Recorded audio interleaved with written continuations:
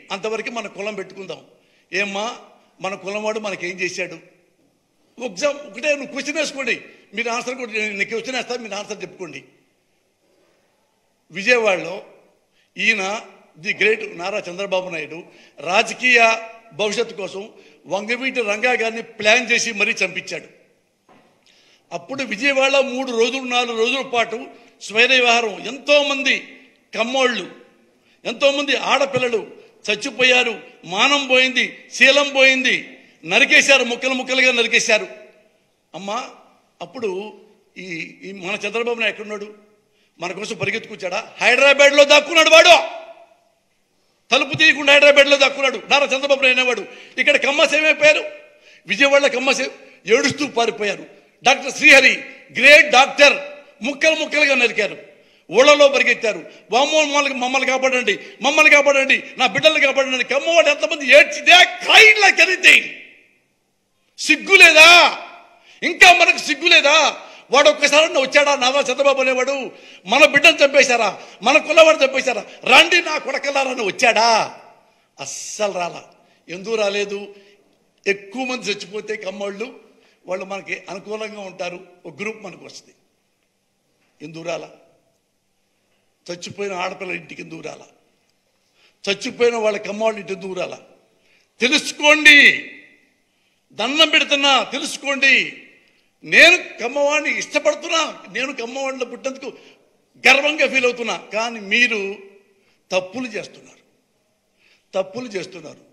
ఎవడైనా సరే వీడు వాడేంటి, కమ్మేంటి, రెడ్డేంటి, మాలేంటి, మాదేంటి, మనకి బాగా చేస్తున్నాడా లేదా, మనకి రోడ్లు వేస్తున్నాడా లేదా, పథకాలు ఇస్తున్నాడా లేదా, సిరిసరికి ఇస్తున్నాడా లేదా, మనకు సేవ చేస్తున్నాడా లేదా అనేవాడు ఎవడైనా దామోదరం సంజయ్ కావచ్చు, పివి నరసింహరావు కావచ్చు, దీనికి ఏంటి ఎన్టీఆర్ కావచ్చు, వైఎస్ఆర్ కావచ్చు, ఎవడైనా కావచ్చు. బట్ నారా చంద్రబాబు నాయుడు అనేవాడు కాదు. Is not at all suitable as chief minister. ఇది మీకు చాలాసార్లు చెప్పాను తల్లి, కమ్మ సోదరి మనులారా, కమ్మ సోదరులారా. ఎందుకంటే ఇవన్నీ ఇప్పుడు చెబుతుంది చూడండి. ఇప్పుడు అతను గ్రేట్గా వాలంటీర్స్ని పెట్టి పథకాలు ఇస్తుంటే చిన్న చిన్న ఆడపిల్లలు, మెంటల్లీ హ్యాండిక్యాప్డ్, ఫిజికల్లీ హ్యాండిక్యాప్డ్స్ వాళ్ళందరూ ఇంటికి వచ్చి పాపం ఈ వాలంటీర్స్ వాళ్ళకి 3,000 ఇస్తుంటే వాడికి కన్ను కొట్టి నారా చంద్రబాబు నాయుడు వాడెవడు నిమ్మగడ్డ రమేష్ అనేవాడు, వాడు నిమ్మగడ్డో క్యాన్సర్ గడ్డో నాకు తెలియదు, కానీ వాడిని అడ్డం పెట్టుకొని ఇక్కడ ఇంటికి వచ్చి పథకాలు ఇవ్వడానికి వీల్లేదు, డబ్బు ఇవ్వడానికి వీల్లేదంటే 30 మంది పైన చచ్చిపోయారు. సో వాట్ ఏంటి మీకు కనీసం తెలియట్లేదా? ఇది తప్పు కదా. ఏ లబ్ధిదారుల్లో కమ్మాళ్ళు లేరా, ముసలాళ్ళు లేరా, మెంటల్లీ హ్యాండిక్యాప్లు లేరా, కాపుల్లో జనసేన పార్టీలో లేరా పథకాలు తీసుకునే వాళ్ళు, తెలుగుదేశంలో పథకాలు తీసుకునే వాళ్ళు లేరా? అంటే పథకాలు తీసుకుంటే కమ్మాళ్ళు కూడా జగన్కి వేస్తారన్నమాట. అంటే అర్థం ఏంటి? జగన్ బాగా పరిపాలిస్తున్నట్టు అర్థం.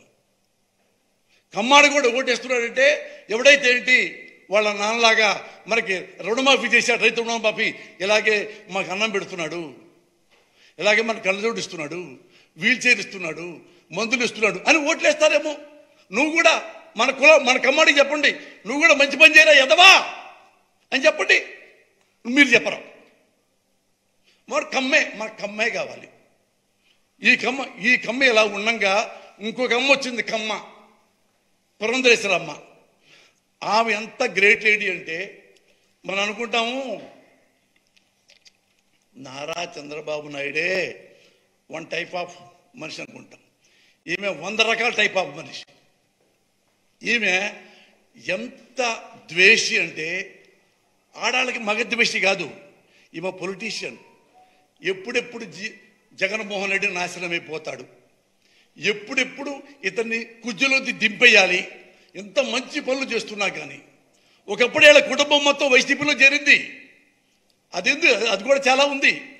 ఈ మేడం అంతే కదా, కాంగ్రెస్ సూటబుల్గా ఉంటే కాంగ్రెస్కి వెళ్తారు పురంధేశ్వరి గారు. ఇప్పుడు బీజేపీ సూటబుల్గా ఉంది, బీజేపీకి వెళ్తారు.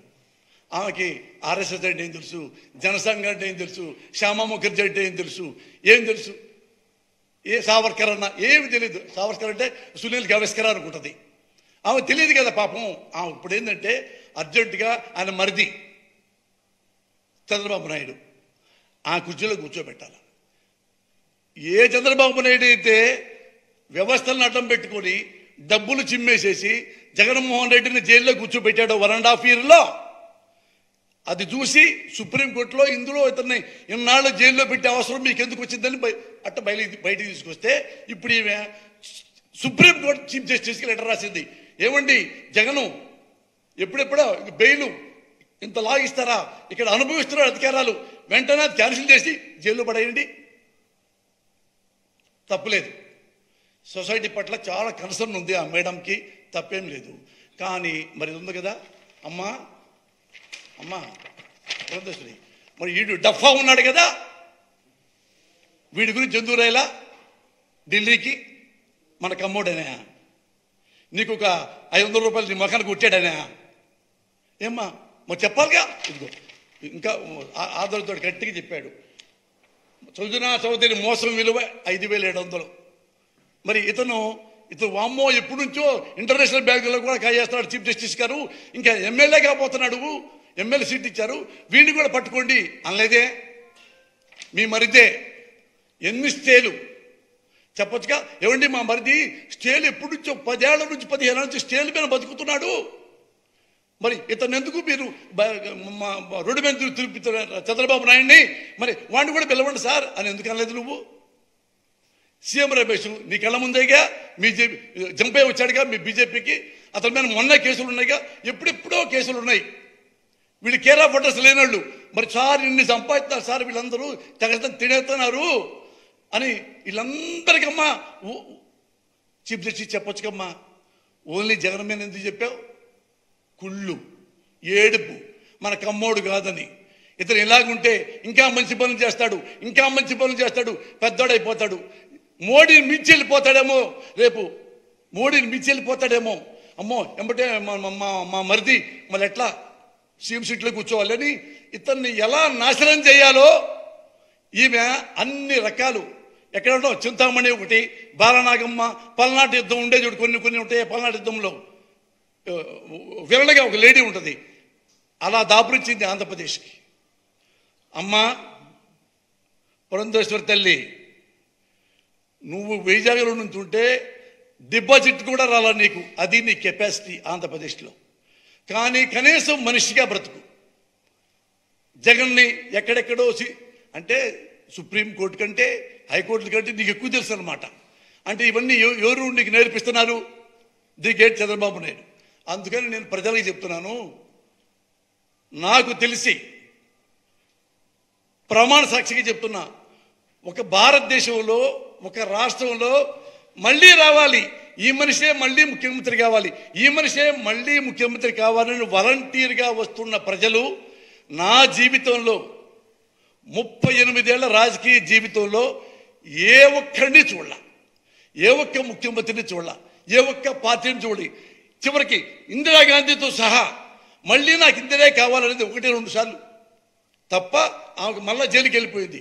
ఇక్కడ నిన్నగాక మొన్న వచ్చిన ఇతని కన్సర్న్ ఏంటి, ఇతను ఏం మాట్లాడతాడు, ఎందుకు మాట్లాడతాడు క్లియర్గా జనం రాని వాళ్ళు కూడా తెలుసుకున్నారు. అమ్మా మీరు అదే మాట మీద ఉండండి. ఇతను one of the best CM. మీకు బిడ్డలాగా ఉంటాడు, మీకు సేవకుడిలాగా ఉంటాడు, మీకు మంచి పనులు చేస్తాడు, ఆంధ్రప్రదేశ్ని బాగా నిలబెడతాడు. ఇంకెవ్వరిని నమ్మకండి. Thank you very much.